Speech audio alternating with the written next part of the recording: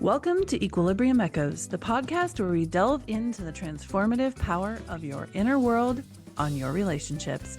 I'm your host, Alyssa Decker. Join me as we unlock the secrets of emotional equilibrium and dig deep into the tools and insights needed to foster healthier, more fulfilling relationships in ways that feel safe and authentic.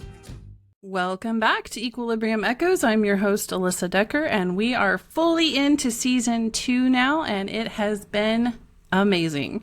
I've had some great guests on. If you haven't caught up on past episodes, you will want to go and do that. But today we are talking to David Richardson from David K Richardson Coaching.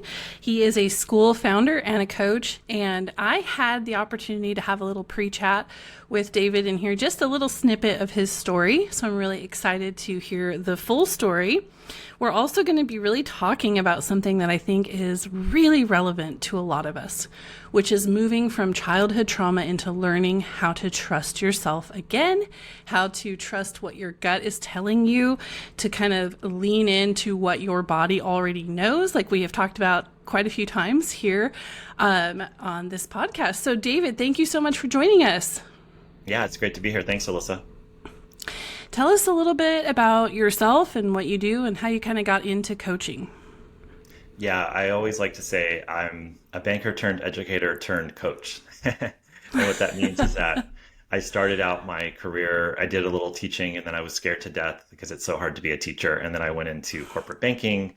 And then when I turned 30, this is kind of part of the following your gut and following your intuition. I was working 2 blocks from the White House, 3-piece suit, like on the management track. Everything looked great, right? And I just had this really deep feeling when I left the bank one day and I went into a Borders, this is like 20 years ago, and I found a book called Finding Your Own North Star by Martha Beck. And I call her the OG of life coaches, right? She was kind of the one who put life coaches on the map. And she now has like 10 books, but that was one she had back then. And I read the whole entire book. I sat on the floor and I read the whole entire book, and I closed the cover, 3 hours later, and I was like, I need to be a teacher. I'm no longer doing this corporate banking. Like, that's what everybody else wants me to do. That's not where my heart is. And so I quit my job and went into education, and then had this really great career as a school founder and kind of like an education entrepreneur with charter schools. And then when I turned 40, I had another intuitive moment up on the mountaintop. I'll tell you more about that later. And I left my executive job. Again, just didn't feel right, even though the external factors seemed great. And I went and started my own school from nothing. And that was 9 years ago. And then as I transitioned out of that school, about early 40s, that's when I had my health breakdown and really decided, I didn't actually decide, I didn't have a choice. It's what I call the choiceless choice of realizing that I had to change the way I was living my life, because I was living from the survival state and the trauma was driving me every day. And my body literally shut down and said, look, we're really impressed with all that you have accomplished, but you're going to kill yourself. And so I found mindfulness and meditation, changed my whole entire life, went from, fast paced, go, go, go, go, always in survival mode, to long meditations, slow 3-day silent retreats, and have found a way to bring all this to my coaching programs and the people that I work with today. Wow, that's a lot of life change. I was thinking while you were talking there, so many of us are like afraid of one big life change, but you have experienced significant life changes many times. Yeah. By choice or not by choice, right? Exactly. So tell us a little bit about, you started in corporate banking, right? What led you up to that point? What did your life look like? You mentioned a lot of trauma that you had to work through that your body was dealing with. Tell us more about that. Yeah, so it's interesting, as you were saying about the different life choices. I feel like, a lot of times we'll talk about the negative sides of trauma, but as you were saying that, I was thinking, excuse me, that's a very positive side of the trauma, because I'm so adaptable and I can just jump and do anything, right? Because my childhood was so chaotic and dysfunctional. But basically, when I was 8 years old, I was sexually abused, and my mother actually abandoned our family. My dad left, my mother left. In that time, I was sexually abused, and I just suppressed that, right? I didn't even remember it for the longest time. I kind of worked with a therapist in my 30s, and I think I went to 4 sessions. I was like, I'm too busy for this, again, just really wanted to suppress it. And then I found an online course. It was actually a parenting course with Dr. Shafali Sabari, and she had a You can find her online. She's Dr. I think it's drshafali.com, but she had an online course, which I didn't understand how cheap it was back then. It was like $1,000 every week for 1 hour of meditation, 1 hour of, talk or, lecture. And I thought it was a parenting course, but because she's a psychologist, she really took us deep into our own wounds and our own inner child issues. And everything came out. And that's when I had the health breakdown because my body was like, oh, you have a lot of repressed and suppressed energy and trauma within your body. And so when I started excavating literally through her courses, it was like, okay, this is on now. Like we're no longer, and then I started in deep meditation, I started reconnecting with the abuse and like, oh wait, this did happen. Like I haven't even faced it. And then just from there, we spent a year together. I spent a year with her and 600 people across the world. And everybody went really deep. So it was like I had permission to go deep with them. And it was absolutely transformative. Wow. It's fascinating to me because I hear this a lot from guests. And I would say the same thing is true of myself. When you start, it's like you crack open the Pandora's box just a little bit and you start to explore what might be underneath the surface, what's repressed, what traumas we're carrying around. Your body goes, oh, finally. And then it's like there's no going back, right? It just it's like this geyser. You cracked open the crust of the earth just enough that then there's no putting the lid back on. Yes. So what was that like for you as someone who, like, you had several different careers, like you were very successful professionally, and yet at the same time, you're going back and uncovering all of this trauma and trying to find yourself again. Like, walk me through that a little bit. What did that look like for you?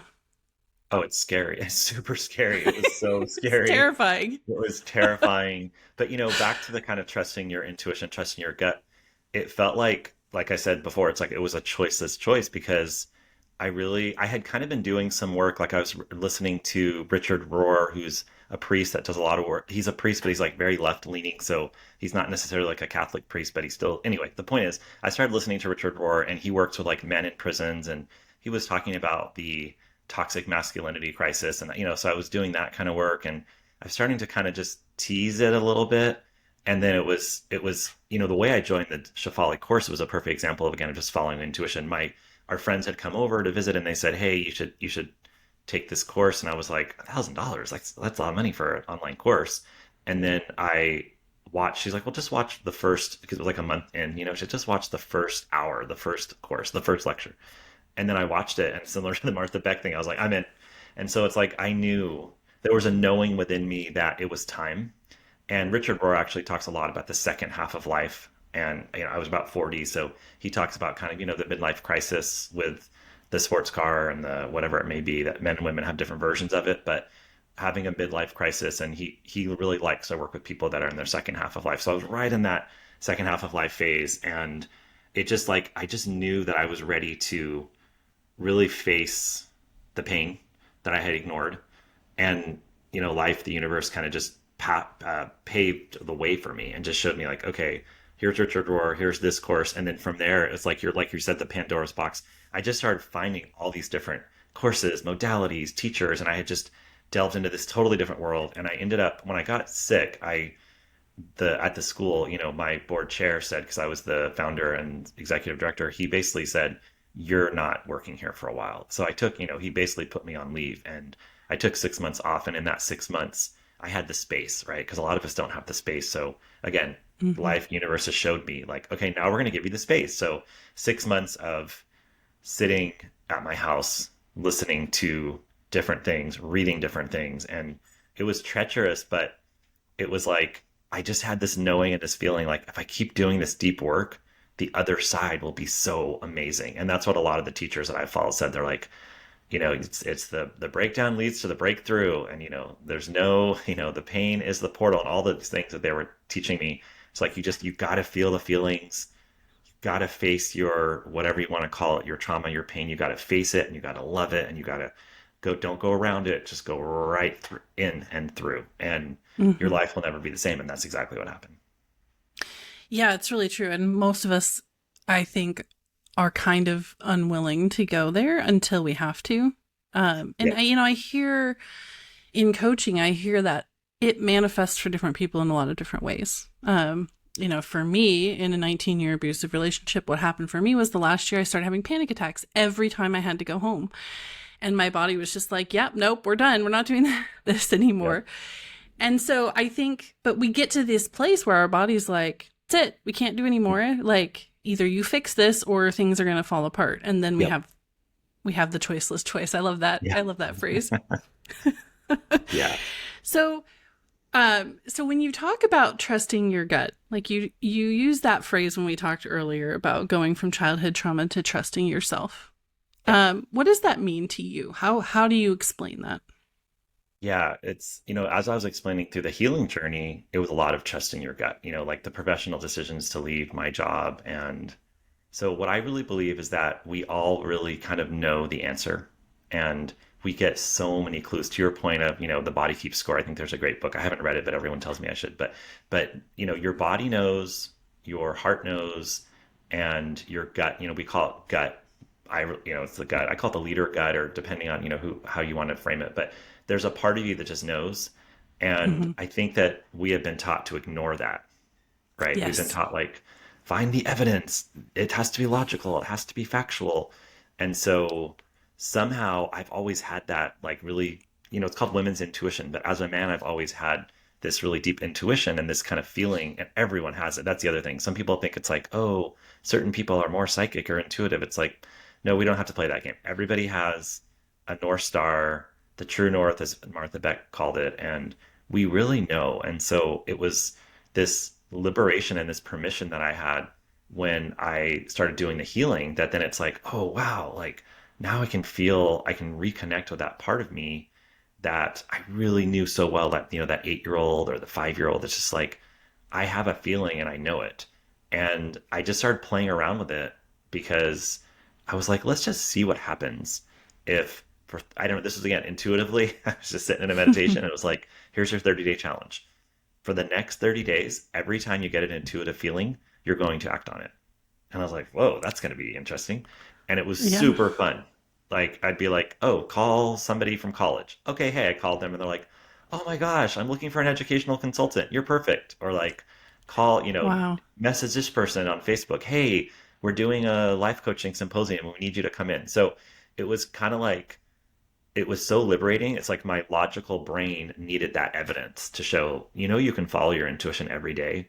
And so what I believe is we get clues, signs, symbols every day, all day. Like you said, you started getting so sick, right? Coming home. And we wait until it's like so extreme and drastic that our body is like, okay, I'm going to shut you down. I'm going to give you panic attacks. I'm going to give Hmm. you my health issue because you're not listening. Like, we're trying to tell Right. you what's going on. You're not listening. And so I'm not religious or necessarily, don't follow one religion, but in every kind of like wisdom teacher or spiritual teacher, they all say the same thing, which is like, get quiet and listen to that small, still voice and see what it's Hmm. saying, and just, and then act on it. That's the next piece, Yeah. is like the process between I have a feeling and now what do I do with it? The discernment process is also really interesting, but I just messed around with it for 30 days and acted on it. And everything was so fun and I had so many amazing outcomes and I'm like, oh, this is really cool. I'm going to keep trying this. Okay, so I know there's someone listening because this is me 5 years ago. I know there's someone who's listening going, I don't know. Like, I don't know about that. I'm not really sure. I think it's safer to do the research and have my facts and Yeah. have all my ducks in a row before I leap in. Like, Yeah. or someone who's saying like, I don't even know how to hear that voice. Like Yep. I have, like, we can repress that, shove it aside, put it in the Yep. closet, lock the door for so long that we don't even know how to listen to that voice. Yeah. That was two different people I just brought up there. But what No, would it's you say? perfect. Let's go first with the person who's like, that doesn't feel safe. Like, Yeah. what would you say to that Yeah. person? I love that question. And it reminds me of, I went to Dr. Shafali's conference and she was also speaking with Kyle Cease, who's this really cool guy. I don't know if you heard of him, but he was like a top comedian on Comedy Central. And then he became a teacher, like, teaching life coach and all that. So he's really funny. But they were on the stage and I went to the conference and people were asking questions, and one of the people asked a question about her job, and he immediately said, "Quit your job, right? Quit it. You don't want to be there. I can tell from your question. I can tell by your body language. I can, I'm 100% certain the universe is telling you to quit your job." And so then it was Dr. Shafali's conference. So it was a very interesting male female dynamic. So she said, hey, Kyle, Kyle, stop. No, don't quit your job right now. Right now, you're being such a man. Stop, take a break, take a breath, and maybe put a plan together for the next 6 months and see what it feels like to quit your job. And maybe start just, thinking about it and leaning into it and feeling it and talking to your friends about it and picturing it and maybe writing in your journal. And he was like, okay, well, that's one way you could do it. So then they were, being really funny about it. But to your point, like the getting the feeling, I know that's the next part of your question, but getting the feeling is the first part. It's like, okay, listening to the feeling is really important. But what you do after that, it's almost like not as important because, like, for example, when I turned 30, I wanted to quit my job and go and become a teacher. I didn't actually quit my job right away because I hadn't had a job for like a year. My wife was in grad school. My first year in DC, I was like waiting tables and interning, and it was really rough financially. So I'd been at that bank for a few months, and I didn't quit my job right away. I didn't tell my boss I was leaving. I then, I just kind of sat with it for a bit and talked to people and tried it on for like another month or two. And because it was so illogical, to go, I think I took an 80% pay cut. It was just absolutely illogical. And to do that. So then I just kind of took my time, and then eventually I was like, well, the grad school applications are due in like November, and it's now like, June or whatever. So I'm going to spend some time like, let's think about November, maybe start looking at some graduate schools. And then slowly but surely, then I was like, well, I'm not saying anything to the bank until I get in. And then I'm actually not saying anything until I've like filled out the, yes, I'm going. And I pictured myself in that location and at that school. Like everything had to be right for me because I had so much childhood trauma, right? I can't just take a leap. I can't just jump. So Kyle Cease's advice would be terrible for me. That's not what I would do. I would have to take the time because the part of me that's wounded, the inner child that's scared, would be really scared of something like that. Like, oh my gosh, we're going to get abandoned. We're going to get abused. We're going to get hurt. Like that's crazy. And so I have to really be very gentle with myself and take it one step at a time. So I feel like, and then with the intuition or the gut, it's like when you get it, and my 30-day was like small things. It wasn't like quit my job, do something crazy. It was just kind of like do this, do that. It was like little things and that were very low risk. But if you're talking about a big life change, leaving your marriage, quitting your job, moving locations, whatever it may be, like that's a big deal and you've got to take your time. But you have to continue to listen because what happens is once you start listening, you'll start getting more and more feelings. And like you said, the Pandora's box, you open it up a little bit more, and a little bit more, and you continue to just get a little bit more. And Martha Beck and other life coaches talk about it as just putting the breadcrumbs together and following the breadcrumbs, and then you end up finding the path just little by little. Yes.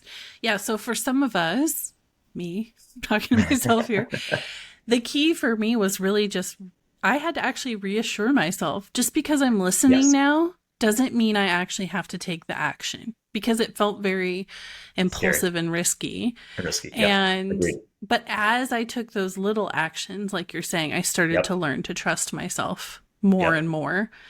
And now I have these moments where I'm like, I look back and I'm like, I knew to do that and I didn't do it. And I can see where I'm like, oh yeah, I should have listened because I had the feeling. And if I had done that, this would have gone completely differently. A lot of the things now that I would say kind of go awry in my life are because I didn't pay attention to those little cues. So let's talk now to that person who's like, I don't even know how to hear that. Do I have an intuition? It's so far gone. I don't even know how to connect with that. Yeah, that's the other person I love to work with because I was that person, being the banker, the executive. It was like, and it's so funny because that person actually really believes that they don't follow their intuition or they don't listen to their intuition or their gut. But then when you actually ask them questions, like I didn't think that I was listening to my gut. But I remember this one particular meeting when I was an executive and we had grown like 1 to 10 schools at my charter school organization. And one of the schools was like, we were kind of deciding, should we close it? Because everything was just not looking good. And I remember just having this really strong feeling like, oh, we have to close that school. And at the time, I didn't realize that was the intuition. So I was like, I was the only one in the, 8 executive cabinet. I was like, we're closing that school. Nobody listened to me, by the way. I tried really hard to convince them, and they're like, no, closing a school is really hard. It's traumatic. Like, it's our community is not going to be able to handle this. Well, they fumbled around I left shortly after that, but they fumbled around for like 7 years, and the school Wow. struggled the whole entire time. So I'm not saying it was right or wrong and they should have listened to me, but the point is, like, I knew that that was kind of the direction we needed to go. And so it's like, if you just think about your life, that logical part of you that's constantly making decisions, it's like there's so many feelings that you're following. And that's why I'll call it like leadership gut, because then people are like, oh yeah, I definitely have, leadership gut. I remember my first job in banking, and the woman who ran the department would always say, something doesn't feel right here. Something doesn't feel right. And she was teaching me how to follow your intuition, how to follow your gut. It's just like we all do it all the time. So the person that believes that they don't have it, it's just a belief. And if you really reflect on times when you just had a feeling and you went with it, like you're already doing it, and it's just building that muscle. Yeah. Yeah. So tell me more about these questions. Like you said, sometimes you just have to ask people questions to get them to realize, right? What are some of those questions that can help us identify how we are hearing our intuition, or how it is trying to tell us something? Yeah, I think it's asking them questions around, well, the first thing I always get people to do is I did start doing these silent retreats, which they seem kind of weird and scary, but I found one that was very easy. It was like this really nice. They used to run European like high end retreats, so then they started doing it here in California, and it's like this really nice space where the only rule was you just had to be quiet, and it was up in the mountains. And I'm like, if you do that, if you just do that, there, I guarantee you will have some feelings, like good, bad, ugly, but you'll connect with a part of yourself that you haven't connected with. So my questions always lead to, how do you connect with that part of yourself that really is quiet and, more. So it's like through nature, ask them. I have one client who it's creativity, it's nature. I had one client who, she had a lot of trauma at like around the same age as me, and I was like, what did you love to do before the trauma? And she's like, I really love to draw, and I haven't drawn since then. So I was like, great, why don't you go draw something? This woman literally drew this amazing hummingbird, like so beautiful that years later, because we're still talking, she got a tattoo on her inside her arm of the hummingbird she drew. Right. So all I Wow. asked her was like, what did you love to do? Get them into that playful, the inner child, like the kind of playful part of you. Like, what did you love to do? It's like, oh, I loved playing outside. I loved playing outside when I was a kid. Great. Why don't you go outside for like a 6 hour hike and just ask some questions to yourself, like, hey, what is my purpose? Or what should I do tomorrow? And just kind of like, don't go into your logical mind. Just and then I'll put people in nature, like, go for a walk. Okay, yeah, like if you look and walk and look at a tree, it's kind of hard not to connect with that part of you that's less logical, right? Because it's just go cuddle with your dog. If you want to learn how to listen to Hmm. that voice, just go cuddle with an animal. So I just get them back to the natural flow of life, which is nature, animals, what they love to do, creativity, play. And all of a sudden they start opening up in all these places. There's a great book called The 15 Commitments of Conscious Leadership. And what they used to do, they used to work with like these really high, really like Fortune 500 companies with these like very stuffy, executive board members or whatever. And they would literally make them walk around the room and puff on their chest and start like, oh, oh, oh, oh, and do all these crazy things. And then they would have all this clarity about what they should do. So it's just stuff like that where it's just crazy. And we all have it and we just don't realize it. Yeah, getting out of your mind and into your body. Yeah. Um, Yep. and I think activity is a key part of that, like moving your Yep. body and doing Yep. something. Um, because it's Yep. very easy to get stuck in our own heads and Yes. not get into experiencing what's around us and what our body is feeling and all of that. Yeah. So, would you say on your journey to trusting yourself, Yeah. is this like would you say this is the key thing, is learning how to trust your intuition, or are there other aspects of that? I think it's the key thing around loving yourself and trusting yourself. And so I really believe that, you go to my website and it's like, I can't remember exactly how it's worded, but that's kind of like my number one message is that we just don't trust ourselves, right? We've been taught to trust dad, teacher, boss, anybody on the outside of us, anybody who has any perceived authority, we trust them. And we don't trust ourselves. And so, yeah, I think that's the key is it's, it's not, if you don't even want to try, like, you're like, I don't know about this intuition thing. I don't know about the leadership guy. Like, that's just not my thing. I'm not ready for that. That's fine. Then just work on a little bit each day of trusting yourself a little bit more. Just trusting, yeah. Why is that? Why is it that it's so much easier to trust other people than to trust ourselves? I think it comes down to worthiness and self love. And for those of us that have experienced trauma, we really struggle with imposter syndrome, self worth, feeling good enough. And it's like you look at me, my coach that I worked with for 9 years, I actually found her because she was a Martha Beck certified coach. And I just like Googled it and I found her 9 years ago. But she said to me one time, why don't you think about yourself the way people think about you when they look at your LinkedIn? And I was like, oh, geez, that's like really good advice. Because they look at my LinkedIn, they're like, oh, he's founded multiple schools, he's a founder and CEO. And I'm like, oh, I don't think about myself that way. I think about myself as like the damaged 8-year-old kid that's like scared to talk to people. That's the overriding feeling that I Mm-hmm. have. And Yeah. so it's those little, so I feel like that's why it's hard to trust ourselves because we have had this trauma that makes it hard for us to really believe in ourselves.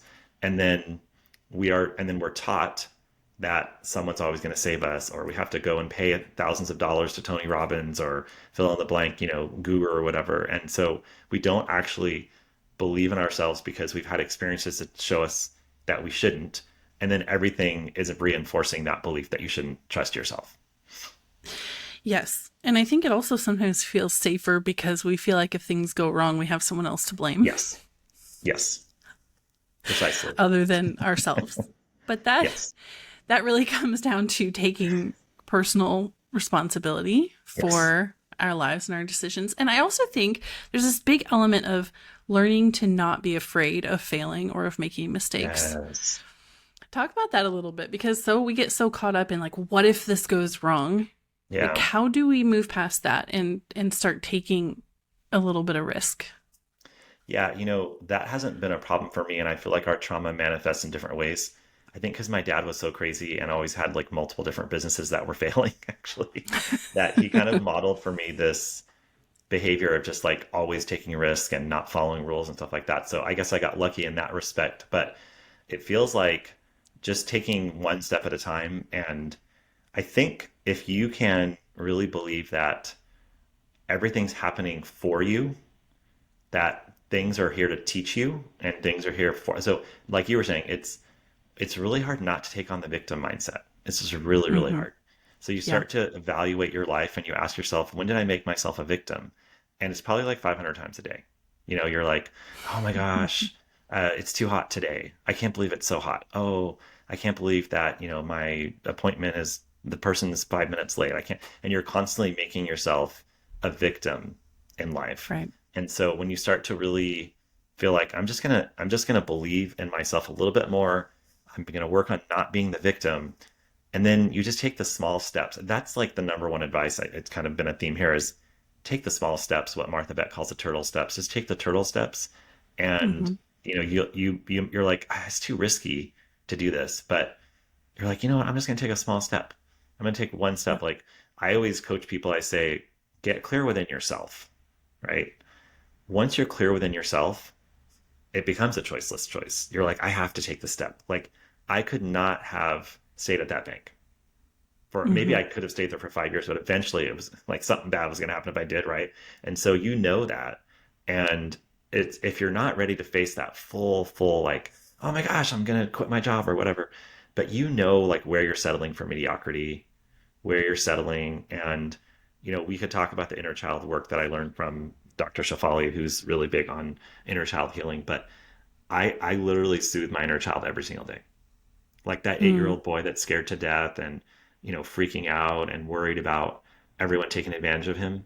I spend time with him every single day. I'm like, okay, it's okay today. Like, I'm sure Alyssa's not going to do something horrible to me. Like, I know that sounds crazy, but that's kind of the way that feeling is because of his experiences, right? Of that little boy, the Right. little David. It's like, I have this subconscious belief that everybody is just every time I turn a corner, someone's going to take advantage of me, right? They're either leaving me or they're taking advantage of me.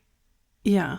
Yeah. So jumping back just a minute back to what you said a few minutes ago, my business coach likes to say there is no success or failure, there's only information. So when you do Yes. Love something, it. however it turns out, it's giving you the information you need to make the next Yep. step, to take the next step.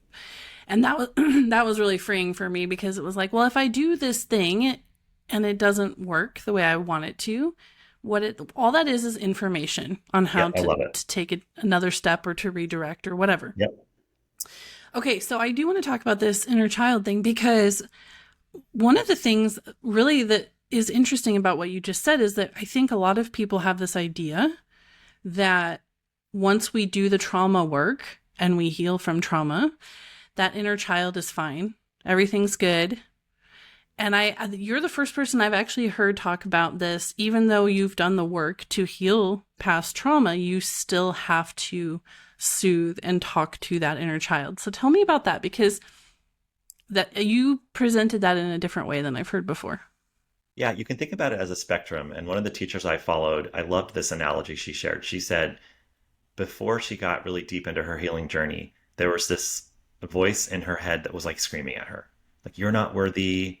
We all have it, right? We all know that. It's like the little devil on Mm-hmm. the shoulder in the cartoons, or whatever. It's like that real negative, scared, whatever. And she said, as she kept going deeper in her healing journey, that the voice, that really negative voice, was like on a balcony, just whispering, like, you suck, Mm. you're terrible, you're not worthy, like whispering.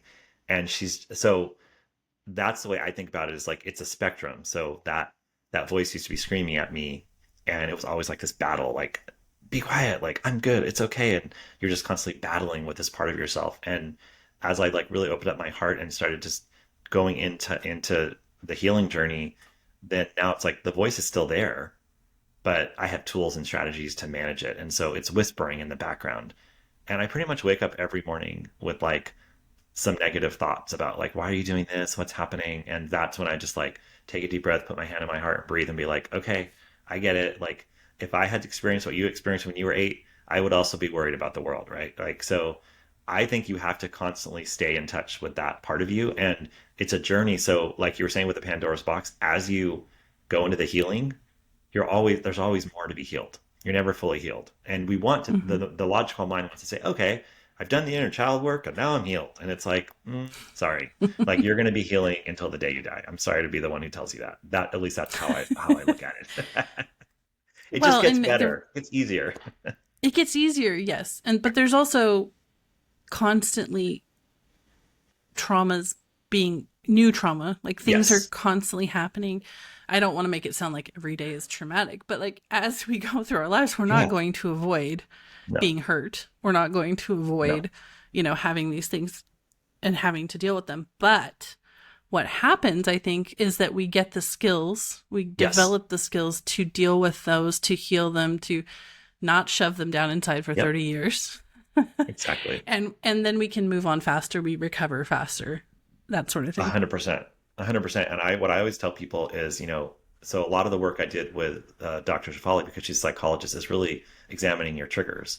And so, oh man, that is brutal, right? Because you're like, oh gosh, there's so many on a daily basis. Like, that person said this, that person cut me off, and then my mom did this, and then I got that email, and you're like, oh gosh, this is like exhausting. But as I've kind of gotten better at this, now I can. So in the beginning, it would be like, okay, to take the trigger, do the journaling, and it might take like a week to recover. Like, my nervous system would be just like on overdrive from the trigger. And now it's Right. like I can recognize it so quickly because I'm embodied, and I have, I actually, as a man, I actually feel my feelings. What a concept. Like, men in particular are just really taught to never feel anything. And Mm-hmm. so I feel the feelings. I'm self-aware. I recognize the trigger. I know that it's not their fault. I don't blame the other person. I'm like, it's just information. I love your business coach. It's just information to show me where I have more healing. It's like they're just Yeah. a mirror. They're showing me something. I'm getting triggered. I'm like, okay, so now I can sometimes, like, depending on the trigger, it could be like 5 seconds or like 5 minutes. And, Right. but I remember how intense it was. Like, I did Wim Hof, which is the ice baths. Have you ever heard of this? It's like, so he's this guy who created this. It's the Wim Hof method, and you sit in a freezing cold ice bath for 2 to 3 Uh-huh. minutes, and he teaches you a breathing technique. And it's really like a healing, it's a way to get in your body. And my instructor was like, dude, you're really like you're freaking out. And I'm like, yeah, because my nervous system is always freaking out. Like it's always like, oh my gosh, okay. Like I'm always nervous, And so that was me 7 years ago. But now that I've figured out the breathing techniques and the different, strategies, and knowing my journaling and whatever it is that what works for you, and what you might tell your clients, Alyssa, but you find what works for you. And now it's like, I'm not living from the survival state in my nervous system every second of every day. It's like I can breathe and not always be worried every single day. It just happens in the morning, and then I have to talk myself through it. Well, it sneaks up on us. Like, I don't Yeah. think most people that are living in survival state even certainly didn't make a conscious, No. they're not consciously aware that they got there. But No. many of them aren't even aware that that's where they're at.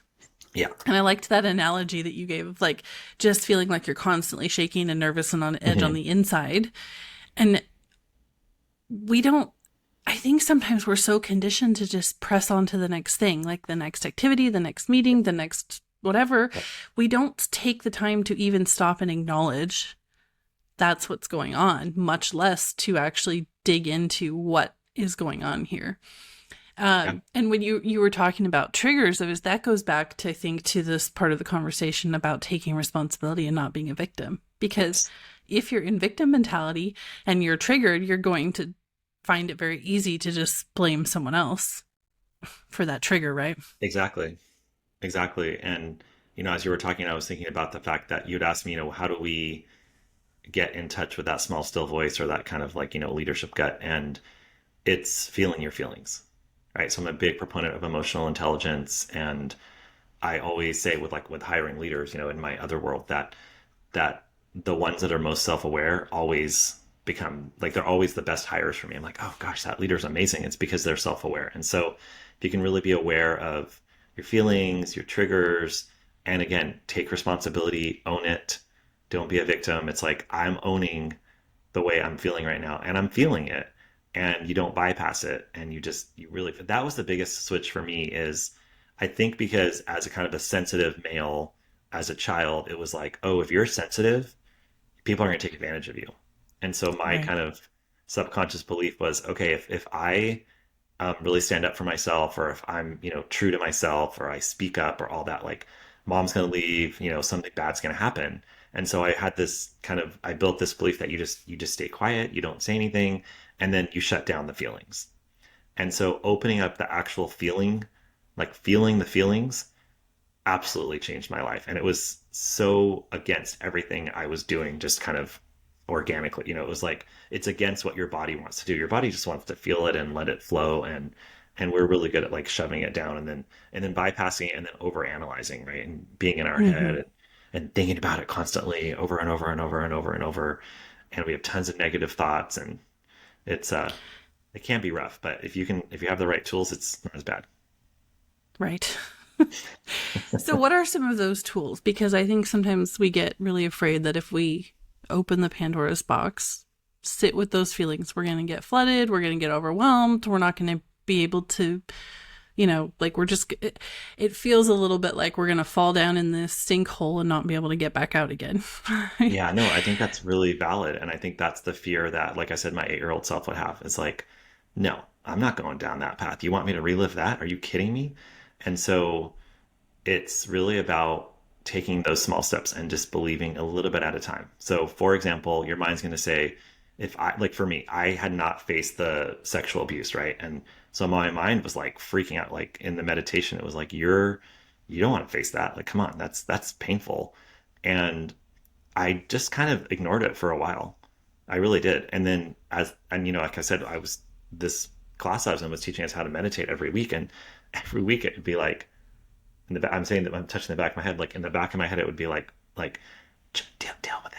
Like, look into it. It's like something about something, and I was like, fine, and I just kept ignoring it. But eventually I felt like I made the choice that I wanted to deal with it. And so I really believe that you, our mind and our thoughts will say it's going to be really terrible. But if we just take it a little bit at a time, because when you go, and you know this also, when you go on the healing journey, it's actually like exactly what you need at the exact time you need it. Right. So you're Mm-hmm. like, okay, like for me, I'm going to face a sexual abuse. Okay. That was super terrifying. Well, of course, I put it on the Facebook group of 600 people because I knew that would be really powerful.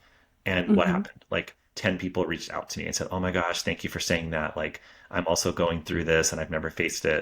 All of a sudden I helped 10 people. And that was super scary. And it took me, 4 months to even face it myself, let alone put it on a Facebook group, but a little bit at a time. And I was like, okay, now I feel really great. Like I got this out. Oh yeah, like now I can do this and now I can try this and a little bit at a time. And then you get the exact person you need and then you get the exact experience and it all actually happens. I know I said it was treacherous because it is hard to face pain, but the journey itself is actually very beautiful and very organic if you just trust it Yeah. and let it unfold. Yes.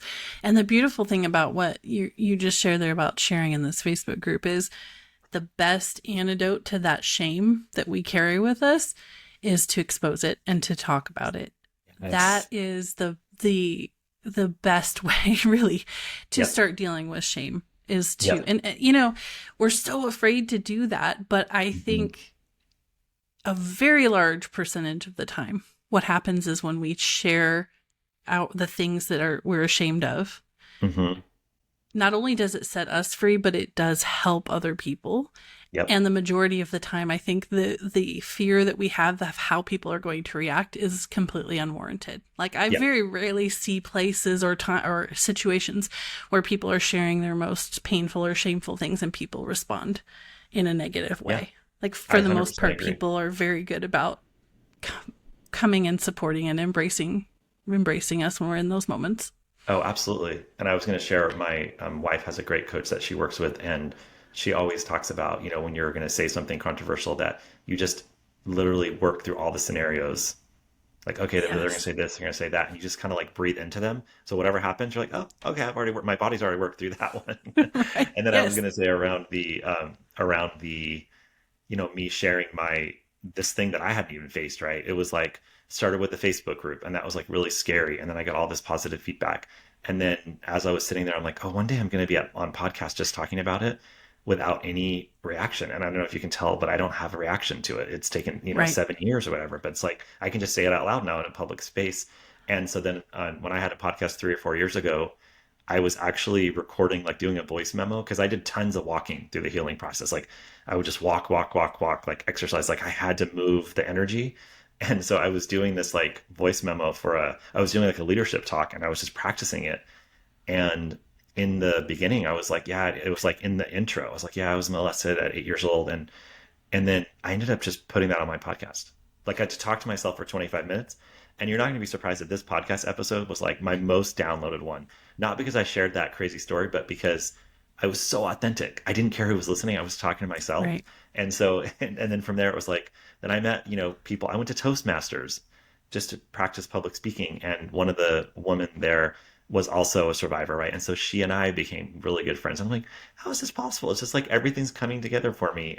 But little by little, it seemed like this daunting task, but little by little, I was able to continue to face it. And like you said, the shame, it's really about loving that part of you, right? And so it's been Hmm. hidden and you bring it out, and all of a sudden it's like, it just needed love. And that's why Right. I'm a big proponent of like, soothing your inner child because it just needs love.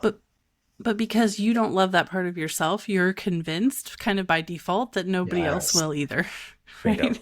Yep. And I love that exercise of like, well, what if? What if all these worst case scenarios Yes. happen? I mean, my coach gave me a similar one. She would say, well, what's the worst thing that could happen? And I would come up with my idea and she would say, and then what? Exactly. Like how, Exactly. like you're gonna, then what? Like, is the world gonna end? Is it gonna fall apart? Or are you gonna recover? Like, and she just kept going deeper and deeper. Well, then what? Then what? And we I love eventually it. got to the point where I was like, the most catastrophic thing I can possibly imagine has now been voiced. Yes. And now I'm okay. Like I That's can it. move on. That's it. Because your There's, mind, yeah, this is why I always like to teach people. Your mind is wired to repeat the past through your subconscious brain, right? It's yep. literally wired to just continually worry about something happened to you in the past. And so now you're just, every time you turn the corner, you think it's going to happen again, right? That's my 8-year-old, but we all have it, whatever it may be. And it's not just as a child, Hmm. as an adult. It's like something happened. You know, I joke about my in-laws, like their fridge leaked and now they will never have an ice maker again, ever. Right. So that's our brain. Like I had one bad Right. experience when I told somebody something they didn't like, and now I'm just worried about that happening. So you're always like replaying the past in your subconscious brain, and then you're always catastrophizing the future.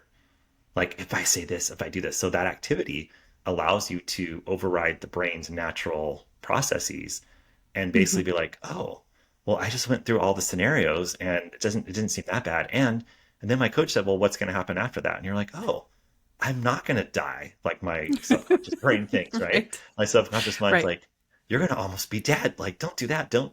I had to tell somebody this something that I was like dreading for 3 months. And I was like, I got to find the right time. And so I was like, you know what? One day, just like this is like last week, I'm like, why am I waiting? And it's going to be a text, and I'm okay with that. One sentence text. He responds, "Thanks so much. Great. Thanks for letting me know." Exclamation point. Hope you're doing well. And I'm like, I just spent 3 months freaking out about that, and then my gut told me you just need to tell him because then you're gonna feel more confident and be able to like move forward in your life in other areas. Right. And you're just going to carry the anxiety of that Oh, with you until you do it. So get it over with. exactly. All right. So paint me the picture here of what this journey looks like and not end goal because it's always a journey, but this person who's listening going, yeah, like that sounds good, but it also sounds really scary and like, do I really need to do all this stuff? Can I just push through, right? I would Yeah. love for you to like paint the picture of what it looks like, how you feel now, having been willing to open Pandora's box, and kind of give us a little inspiration to be willing to jump into this journey. Yeah, I think you have to ask yourself, am I happy with where I am right now? Like really, really be honest with yourself, right? Am I happy with where I am right now? And if your answer is like, yes, absolutely, then stop listening right now, right? If there's some Right. part of you that's like, because I can answer that yes right now. Like, yes, I'm absolutely very happy right now. And I will, and so if you're not like a yes, my life's not perfect. Let's not go that far. But I'm happy with where I've landed because of the work I've done. And so you have to be ready. There has to be a readiness within you. And I feel like for me, it was like I was ready at a certain time and I started like looking for the pieces to help me do it, but I didn't even realize I was doing that. And it's, it's we're kind of where we started in the conversation. Like it seems really treacherous and it is hard to face your own pain and to face the things that you don't want to face. But like I said, it will happen slowly but surely. The right people will show up at the right time.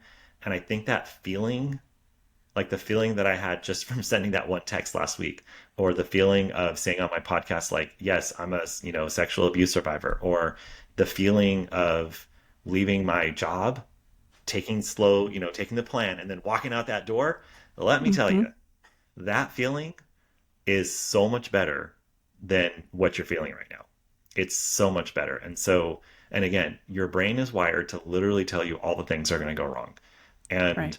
I love that. I love Kyle. I haven't talked about Kyle Ceasat much, but he's come up twice today, but lately. But he always says, like, 99% of people went to bed healthy tonight.